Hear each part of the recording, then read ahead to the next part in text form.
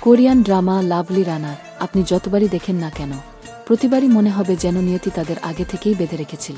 নাটকের শেষটা খুব সুন্দর হলেও যখনই পেছনের গল্পটা মনে পড়ে বুকটা কেমন যেন কেঁপে ওঠে। প্রথম জীবনে সানজে ছিল একজন সাঁতারু। তার জীবনটা ছিল স্কুল আর সুইমিং পুলের মধ্যেই সীমাবদ্ধ। আর সোল ছিল এক সাধারণ স্কুল ছাত্রী যে ভুল করে সানজেকে এক ডেলিভারি বয় ভেবে বসে এবং তাদের সেই বিখ্যাত ছাতা ধরার মিষ্টি মুহূর্তটি তৈরি হয়। পরের দিন থেকেই সানজে ছাতা ফেরত দেওয়ার বাহানায় সোলের কাছাকাছি আসার চেষ্টা করে। সোল যখন লাইব্রেরিতে ঘুমিয়ে পড়ত সানজে তখন দূর থেকে লুকিয়ে লুকিয়ে তাকে দেখে হাসত। সোল জানতেও পারেনি সে কতটা আগে সানজের মনে জায়গা করে নিয়েছিল। কিন্তু ভাগ্য তাদের পক্ষে ছিল না। একদিকে সানজে ইনজুরির কারণে সাঁতার ছেড়ে দেয়, অন্যদিকে সোল এক মারাত্মক সড়ক দুর্ঘটনার মুখোমুখি হয়। হাসপাতালে যখন সোলের জ্ঞান ফেরে সে আবিষ্কার করে যে সে আর কখনো হাঁটতে পারবে না। মানসিকভাবে ভেঙে পড়ে সে তাকে বাঁচাতে আসা সানজের ওপরই সব ক্ষোভ উগরে দেয়।